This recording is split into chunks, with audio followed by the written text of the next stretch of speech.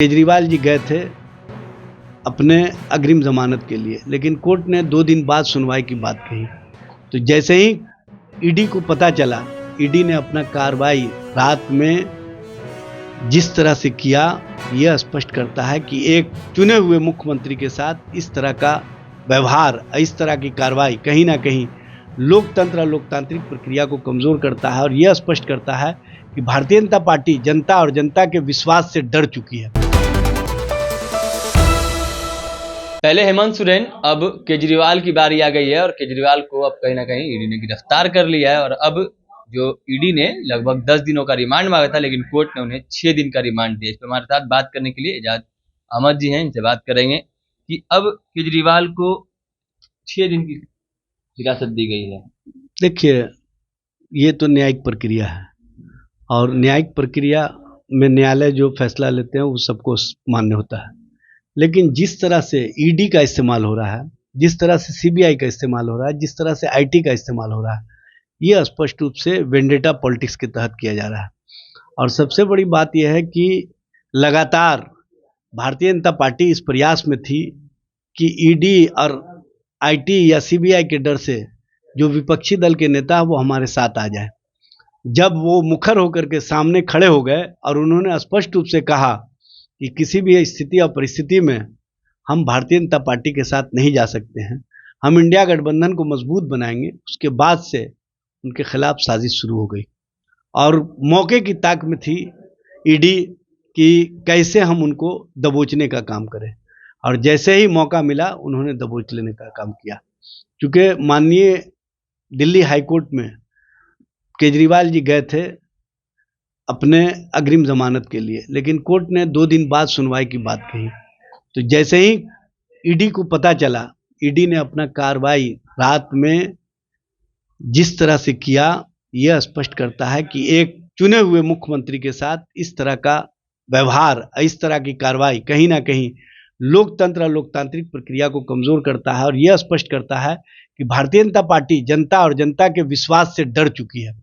क्योंकि जनता ने जिस तरह से लोगों के बीच से संदेश जा रहा है कि अब मोदी को नहीं, हम मुद्दों को पसंद करते हैं। अब मुद्दों के आधार पर जब इंडिया गठबंधन मजबूती के साथ चुनाव मैदान में जा रही है तो इनको डर हो गया और इसी डर के कारण ये सबसे पहले हेमंत सोरेन को फांसने का काम किए, उसके बाद अब केजरीवाल जी को।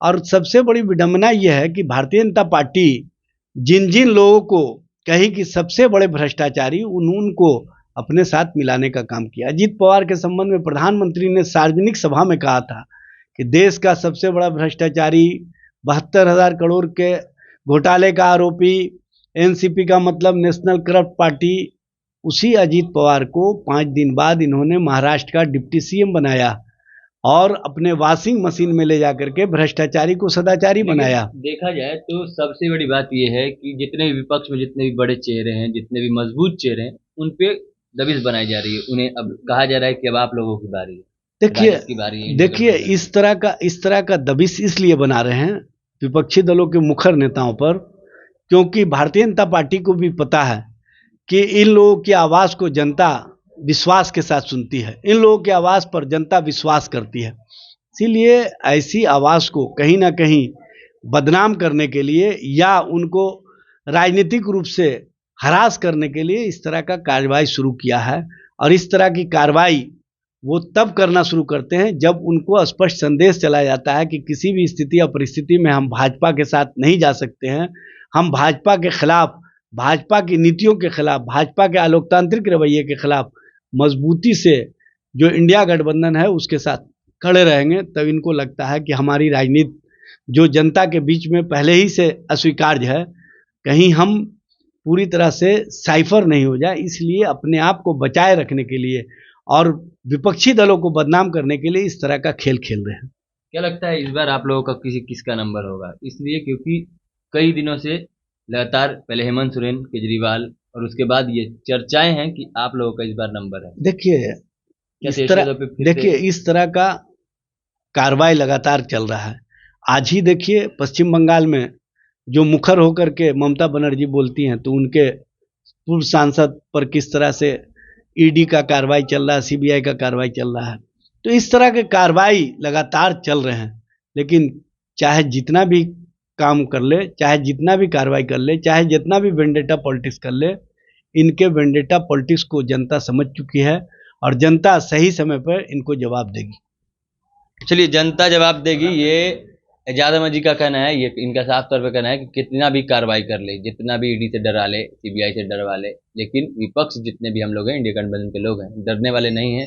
कल भी अटूट थे, आज भी अटूट हैं, आगे भी अटूट रहेंगे और भी तमाम खबरें हम तक पहुंचाते रहेंगे। ऐसे ही तमाम खबरों के लिए जुड़े रहें चैनल के साथ। तब तक के लिए धन्यवाद।